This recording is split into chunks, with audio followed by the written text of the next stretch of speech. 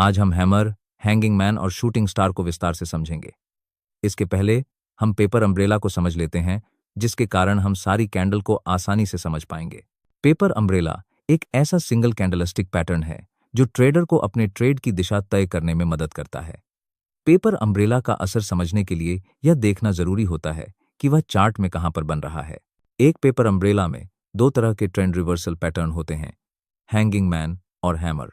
Hanging man pattern मंदी का यानी बेरिश होता है, जबकि हैमर पैटर्न बुलिश यानी तेजी का होता है।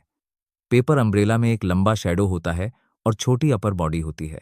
अगर पेपर अम्ब्रेला एक मंदी की रैली के चार्ट के निचले सिरे पर बनता है तो उसे हैमर कहते हैं। अगर पेपर अम्ब्रेला तेजी की रैली के चार्ट के ऊपरी सिरे की तरफ बनता है तो उसे हैंगिंग मैन कहते हैं। पेपर अम्ब्रेला की खासियत यह होती है कि उसका लोअर शैडो कम से कम रियल बॉडी का 2 गुना होना चाहिए। एक उदाहरण पर नजर डालते हैं। ओपन 100, हाई 103, लो 194, क्लोज 102। यहां पर रियल बॉडी की लंबाई होगी क्लोज से ओपन तक यानी 102 100 इक्वल्स 2, और लोअर शैडो की लंबाई ओपन से लो तक यानी 100 94 94 6 होगी। यह साफ है कि यहां लोअर शैडो की लंबाई रियल बॉडी के 2 गुने से ज्यादा है, इसलिए हम मान सकते हैं कि यहां पेपर अम्ब्रेला बन चुका है। हैमर कैसे बनता है उसके बारे में जानते हैं। बुलिश हैमर एक बहुत ही महत्वपूर्ण कैंडलस्टिक पैटर्न है जो किसी ट्रेंड के नीचे की तरफ बनता है। हैमर में उस दिन के ट्रेडिंग रेंज के ऊपरी ओर एक छोटी रियल बॉडी होती है और एक लंबा लोअर शैडो होता है। जितना लंबा लोअर शैडो होगा उतना ही बुलिश पैटर्न बनेगा। नीचे के चार्ट में 2 हैमर दिखाए गए हैं जो मंदी वाले दिन नीचे की तरफ बने हैं। ध्यान दीजिए कि नीले हैमर में बहुत ही छोटा अपर शैडो है, जो कि मान्य है क्योंकि कैंडलस्टिक का दूसरा नियम हमें कुछ लचीलापन रखने और जांचने को कहता है। हैमर किसी भी रंग का हो सकता है, इससे कोई अंतर नहीं पड़ता कि उसका रंग क्या है। ज्यादा महत्वपूर्ण बात यह होती है कि शैडो की लंबाई रियल बॉडी से 2 गुना होनी चाहिए। वैसे नीले रंग का हैमर एक ट्रेडर को कुछ ज्यादा ही भरोसा दिलाता है।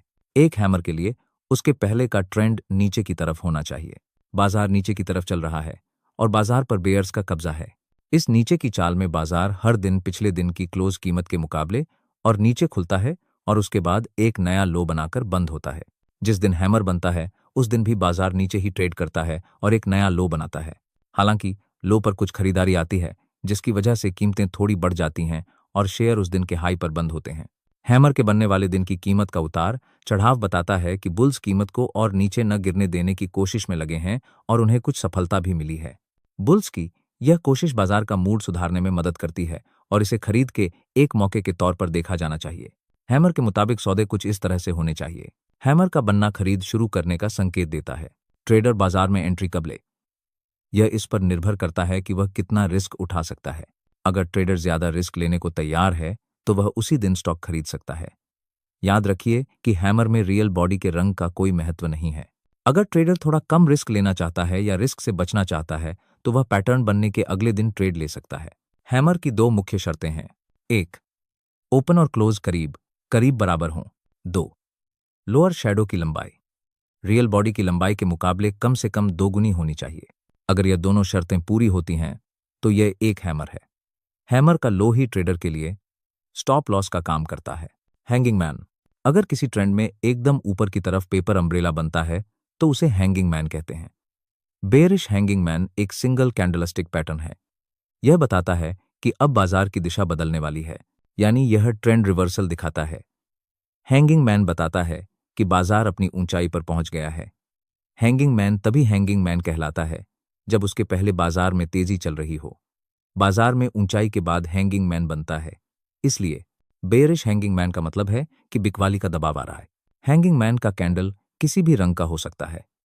कैंडल के शैडो की लंबाई रियल बॉडी से 2 गुना होनी चाहिए, तो रंग से कोई अंतर नहीं पड़ता। हैंगिंग मैन के बनने के पहले का ट्रेंड एक तेजी यानी ऊपर जाने का ट्रेंड होना चाहिए। आइए इसके बनने के पीछे की सोच को समझते हैं। बाजार तेजी में है, यानी बाजार बुल्स के कब्जे में है। बाजार नए हाई और हायर लो यानी ऊंचे लो बना रहा है।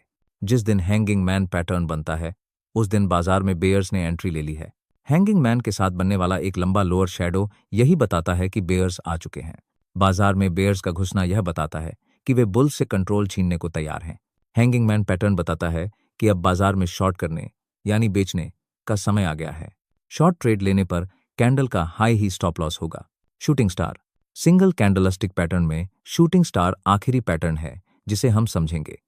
शूटिंग स्टार में कीमत का एक्शन यानी प्राइस एक्शन काफी ताकतवर या महत्वपूर्ण होता है। इसीलिए शूटिंग स्टार पैटर्न काफी ज्यादा प्रचलित पैटर्न है। देखने में शूटिंग स्टार उल्टे पेपर अम्ब्रेला की तरह दिखता है। शूटिंग स्टार एक मामले में पेपर अम्ब्रेला से अलग होता है। इसमें एक लंबा लोअर शैडो नहीं होता, बल्कि शूटिंग स्टार में एक लंबा अपर शैडो होता है।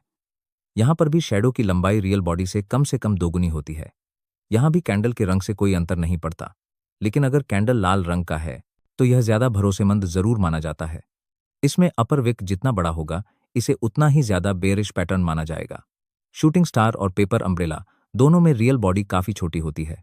किताब की परिभाषा के अनुसार शूटिंग स्टार में लोअर शैडो नहीं होना चाहिए, लेकिन छोटा लोअर शैडो कभी कभी मान्य होता है। शूटिंग स्टार बेयरिश पैटर्न है, इसलिए इसके पहले का ट्रेंड बुलिश यानी तेजी का होना चाहिए। शूटिंग स्टार के पीछे की सोच, स्टॉक तेजी में है। इसका मतलब है कि बाजार पूरी तरह से बुल्स के कब्जे में है। जब बुल्स मजबूत होते हैं तो स्टॉक या बाजार एक नया हाई यानी नई ऊंचाई और हायर लो बनाता रहता है। जिस दिन शूटिंग स्टार पैटर्न बनता है उस दिन बाजार एक नया हाई बनाता है। दिन के उच्चतम स्तर या हाई पर बाजार में बिकवाली या बेचने का दबाव बढ़ता है, जिसकी वजह से स्टॉक की कीमत उस दिन के लो पर जाकर बंद होती है और शूटिंग स्टार बनता है। बाजार में आई बिकवाली बताती है कि बेयर्स ने बाजार में प्रवेश कर लिया है और अब वे कीमत को नीचे ले जाने में कुछ हद तक सफल भी हो गए हैं। एक लंबा अपर शैडो भी यही बताता है। यह उम्मीद की जाती है कि बेयर्स बाजार में बिकवाली करते रहेंगे और अगले कुछ दिनों तक बिकवाली का यह दौर जारी रहेगा। इसलिए ट्रेडर्स को शॉर्ट करने के मौके ढूंढने चाहिए। इस अध्याय की खास बातें: 1.